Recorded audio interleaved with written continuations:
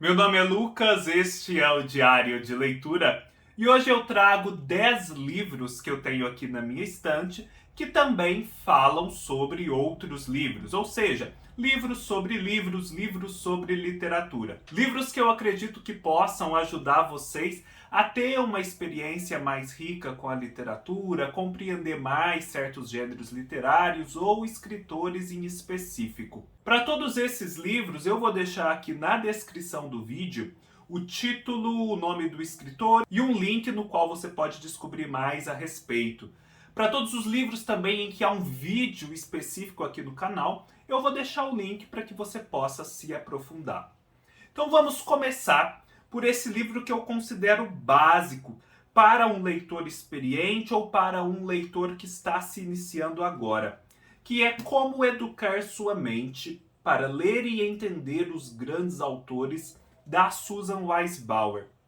Esse é um livro que andou esgotado por algum tempo, mas que agora voltou a estar disponível nas livrarias. Nesse livro, a Susan Weisbauer vai te dar um panorama de como ser um leitor de livros, digamos, um pouco mais desafiadores.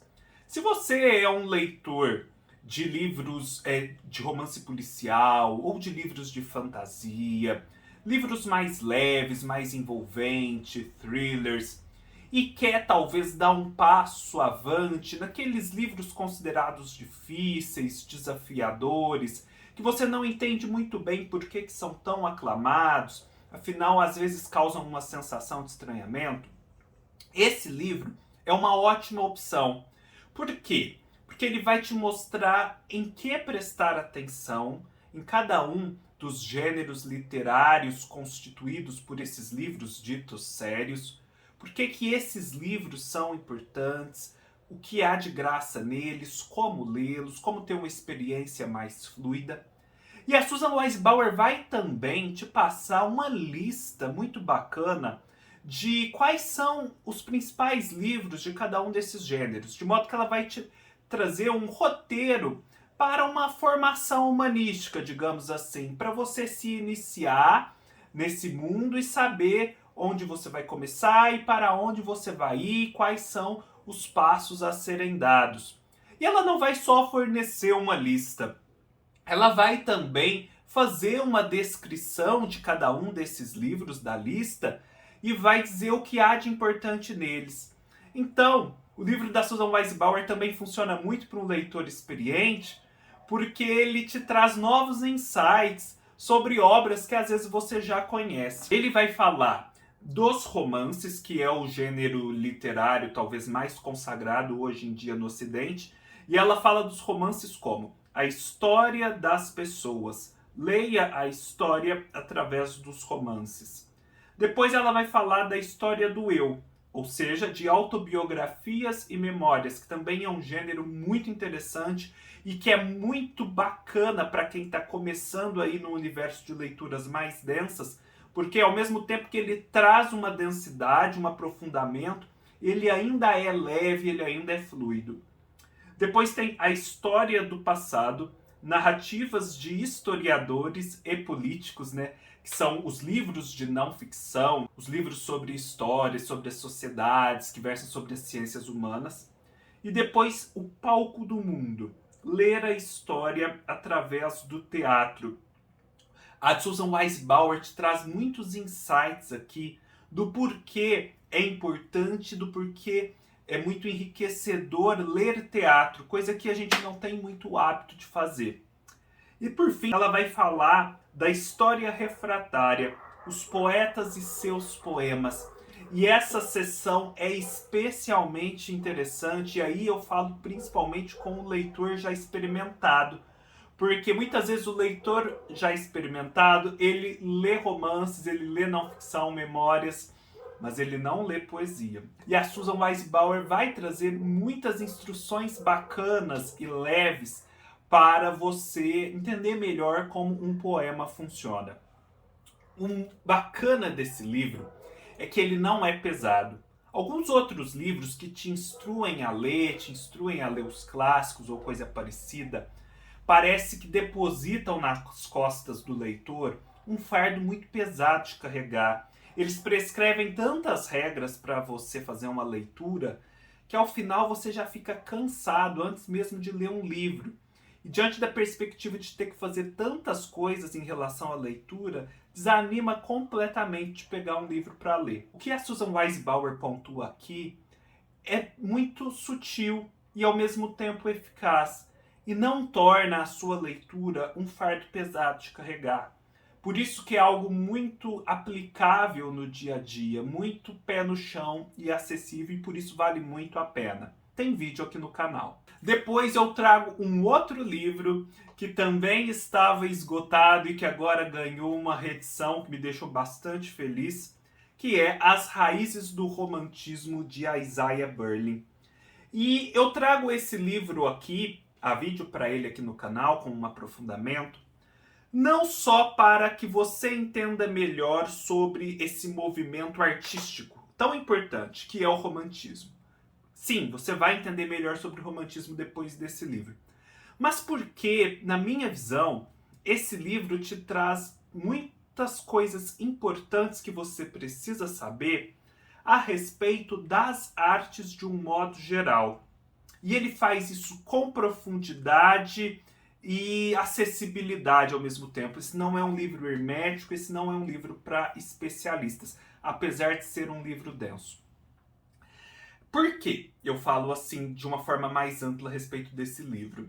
Porque eu acho que o Isaiah Berlin demonstra aqui que nas grandes obras da literatura você vai encontrar não só o que aquele escritor pretendeu levar para a obra, o que ele tinha consciência de que estava levando para o seu trabalho, mas também elementos, discursos, impressões que nem o próprio artista tinha consciência de que estavam na sua obra. Ou seja, quando a gente fala na potência dos livros clássicos, por exemplo, a gente está falando justamente disso, dessa possibilidade de leituras que vai além do próprio artista, vai além do próprio escritor. E de como então a arte ela é capaz de ter uma vida própria para além de quem a criou. E aí você ganha, ao saber disso, uma grande liberdade na leitura dos livros, porque você começa a ter segurança com as suas impressões. Se você lê um livro e tem uma impressão a respeito dele, mas percebe que nenhum crítico, que nenhum outro leitor que você conhece teve a mesma impressão, às vezes no momento inicial você fica inseguro. Será que eu estou fazendo a leitura correta? Sim, você está fazendo a leitura correta. Porque o livro ele está ali justamente para suscitar diversas interpretações, diversas leituras. Então você percebe que a sua interpretação ela é muito válida. É muito válido também conhecer as interpretações consagradas, as interpretações de outros leitores. Mas a sua também é muito válida. E eu defendo muito isso. Quando eu faço resenhas aqui no canal, eu tento trazer a minha leitura. Afinal, eu não sou um especialista, eu não sou formado em letras, mas eu já venho fazendo a leitura atenta de tantos livros importantes há muito tempo. É inevitável que isso me abra os olhos para muitos elementos que talvez passaram batido pela própria crítica.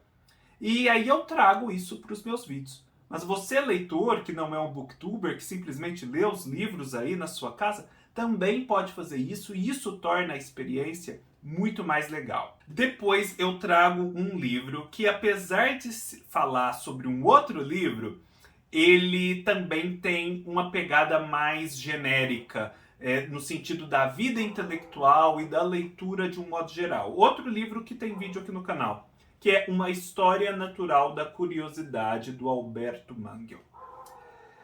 Acho que a melhor forma de descrever esse livro é assim. Sabe quando a gente ouve falar de um clássico que ele permite muitas leituras, né? Que ele enriquece a sua visão de mundo, que ele estabelece associações com vários outros elementos da vida, das ciências humanas, das artes, da realidade? Então, às vezes a gente vê muitas referências a isso, mas a gente nunca vê alguém de fato pegando um clássico específico e tirando todas essas conclusões possíveis, aplicando aqueles conhecimentos à vida, à interpretação do mundo, da história. E aqui nesse livro, o Alberto Mangel faz justamente isso. Ele pega a Divina Comédia de Dante, faz uma leitura super profunda da Divina Comédia de Dante, mas ele ao mesmo tempo estabelece uma série de ligações com outras coisas que são externas à Divina Comédia de Dante. E te mostra, portanto, por que a Divina Comédia é tão importante e de que modo específico ela se relaciona com o mundo externo. Então, ele é um livro para quem leu a Divina Comédia, com certeza, mas para quem não leu a Divina Comédia também. Eu mesmo não li a Divina Comédia e fiz uma leitura super proveitosa desse livro. Então, vale muito a pena conferir Uma História Natural da Curiosidade. Outro livro que para mim é um xodó é Da Alemanha, de Madame de Staël. Da Alemanha parece ser um livro assim tão erudito, tão elevado, tão inacessível quando você o descreve pela primeira vez. Parece até um livro assim apenas para consultas, não um livro para você ler de forma corrida do começo ao fim. Mas se engana quem pensa isso, porque nesse livro a Madame de Staël consegue ser profunda e ser acessível ao mesmo tempo, como os outros livros que eu venho mostrando, e te levar numa viagem pela Alemanha romântica, a Alemanha do começo do século XIX.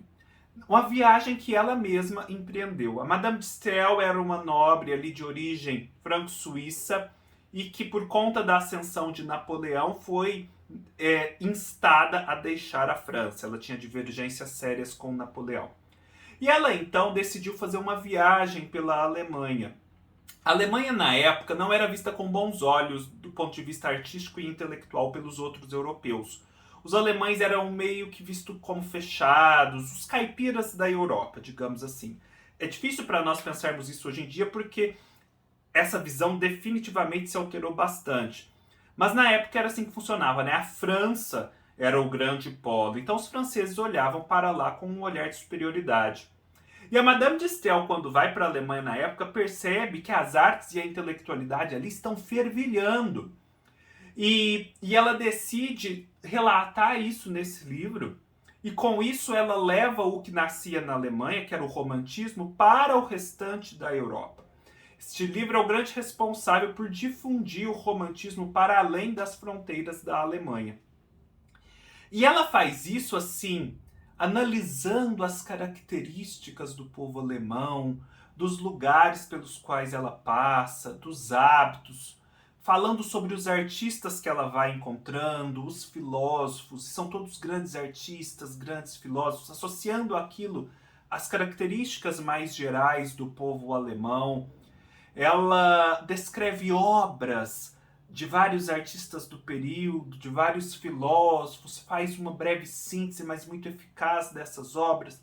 Tudo de modo muito fluido, como quem leva o outro numa viagem muito interessante. Então, assim, ela fala aqui, por exemplo, de Kant, um filósofo tão hermético, né, tão inacessível, de uma forma que você consegue compreender. Você sai desse livro sabendo um pouco mais de Kant. E você também sabe desse entorno que proporcionou o surgimento de Kant. Então vale muito a pena esse livro, é uma delícia de se ler. A capacidade da Madame de Staël de olhar para a realidade e enxergar coisas é inigualável, e a beleza com que ela transpõe isso para as páginas também. Afinal, os franceses da época escreviam muito bem, eles tinham uma capacidade discursiva fenomenal. E a Madame de Staël não foge à regra. Tem vídeo aqui no canal. Depois, ainda na Alemanha, eu trago um livro do Otto Maria Carpo, esse austríaco que veio para o Brasil e que foi tão importante para a cultura nacional, em que ele fala um pouco da sua cultura, né? A história concisa da literatura alemã. Esse livro é muito interessante porque ele é um grande guia do que há de mais importante na literatura alemã, que é uma literatura bem vasta, afinal, ela abrange vários outros países que não a Alemanha que nós conhecemos hoje, há todo um bloco ali no continente europeu de expressão germânica. E ele vai então falar da história dessa literatura, quem são os principais nomes, os principais títulos, suas principais características. Então, assim, de uma certa forma, esse livro é um grande listão. Só que ele também consegue fazer isso de um modo que não te cansa, de um modo fluido, de um modo discursivo, de um modo em que o listão não é um listão. Ele é algo organicamente inserido num discurso mais amplo, mais inteligível e atrativo. E eu fiz um vídeo para ele aqui no canal e recomendo fortemente para você que quer ampliar o seu conjunto de referências, quer saber mais um pouco da literatura alemã, que é uma literatura que nós pouco lemos no Brasil, né? Isso vem se alterando, a gente vem lendo um pouquinho mais, só que há muitos nomes desconhecidos. A gente percebe aqui que principalmente a dramaturgia e a poesia alemã são muito potentes, muito especiais para aqueles povos. E, no entanto, é a parte que menos chega para nós. Chegam muitos romances, chegam os contos, mas a poesia e a dramaturgia, não. Então, é uma boa porta de entrada para você ficar sabendo o que é essa dramaturgia, o que é essa poesia de expressão germânica. Um outro livro que também vai te dar a noção do que é esse outro universo, e esse outro universo também em que a poesia é preponderante, mas a poesia não chega a nós brasileiros, é Como Ler os Russos, do Irineu Franco Perpétuo. A literatura russa, ela é muito particular e talvez por isso muito atraente, justamente porque ela constitui um microcosmo.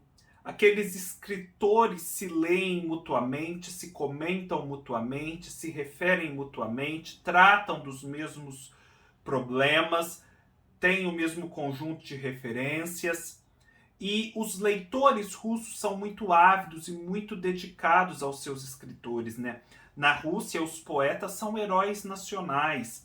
Então, eles têm uma relação muito vital com a sua literatura.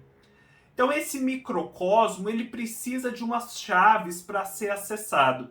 E é justamente essas chaves que o Irineu Franco Perpétuo traz aqui nesse livro, descrevendo um pouco do que é mais importante na literatura russa, seus principais escritores e títulos, tudo de uma forma muito orgânica, e te dando um panorama, né, do que é essa sociedade russa na qual essa literatura surge, da qual ela é uma representação muito significativa, né, um espelho da sociedade russa, que é muito diferente da nossa. Para esse livro há um vídeo recente do canal em que eu meio que transponho para o vídeo já 7 coisas que você precisa saber da literatura russa, e então você mesmo que não vá ler o livro já sai do vídeo sabendo mais a respeito da literatura russa. Agora eu venho para um livro que faz um elo entre as culturas estrangeiras, as tradições literárias estrangeiras e a nossa própria tradição. No caso, Machado de Assis, um dos principais nomes da nossa literatura, que é Riso e Melancolia, de Sérgio Paulo Rouanet.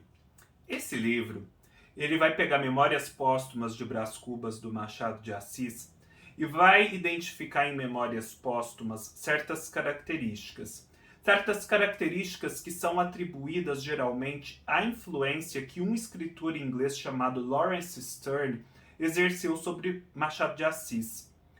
Esse Lawrence Sterne escreveu um livro que influenciou diretamente o Machado em Memórias Póstumas, que se chama A Vida e as Opiniões do Cavaleiro Tristan Shandy. E o Sérgio Paulo Rouanet identifica que não só o Tristan Shandy influenciou o Machado diretamente em Memórias Póstumas, como o Tristan Shandy, ele criou toda uma tradição de xandiana, uma tradição xandiana, em que vários outros escritores e várias outras obras importantes emulam certas características desse modelo original.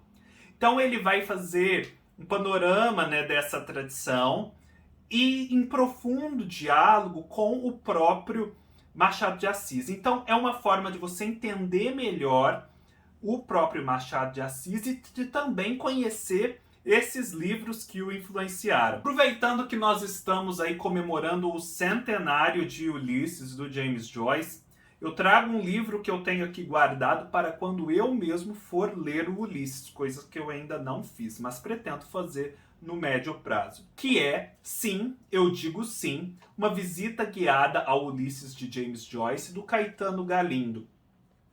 Caetano Galindo, como vocês sabem, é um grande tradutor do inglês para o português. E ele é célebre principalmente por ter traduzido o Ulisses de James Joyce para o português naquela edição da Penguin Companhia. E ele, ao lado dessa tradução, escreveu também esse livro, em que ele meio que vai pegar o leitor na mão e vai conduzi-lo por esse universo que é tão difícil e perante o qual muitos desistem, que é o universo de Ulisses, do James Joyce. Então é um ótimo livro para você ter ao lado enquanto estiver lendo Ulisses, né? Ele vai te fazer uma companhia, vai te pegar pela mão e de fato te levar através dessa jornada que, se você empreender sozinho, pode ser que seja muito hostil e você desista. Agora eu falo de outros dois livros que não tratam de outros livros diretamente, mas tratam de contextos, de períodos históricos que são especialmente significativos para a literatura. E que quando você começa a ler e estudar literatura, você se depara com essas referências o tempo todo. Falo de Grande Hotel Abismo, A Escola de Frankfurt e seus personagens, de Stuart Jeffries. Quem já não se deparou com alguma referência à Escola de Frankfurt enquanto estava lendo sobre literatura de ficção?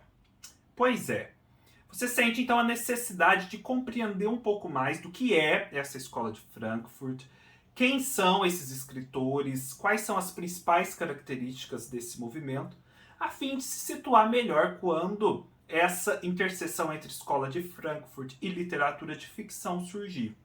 Esse livro faz justamente isso, e faz isso para um público leigo, sem perder a profundidade. Afinal, não necessariamente você vai querer estudar filosofia e ler aqueles livros mais densos dos escritores da Escola de Frankfurt.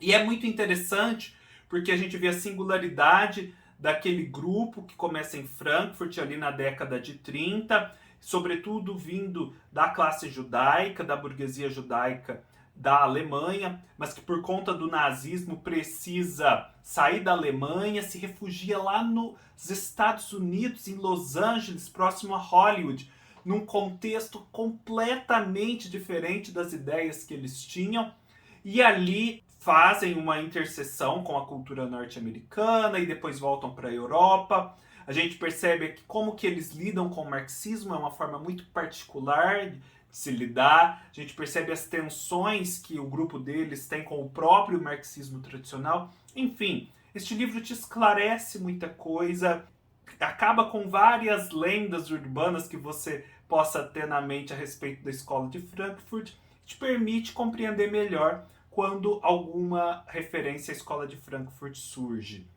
Então, deixo a dica a vídeo para esse livro aqui no canal.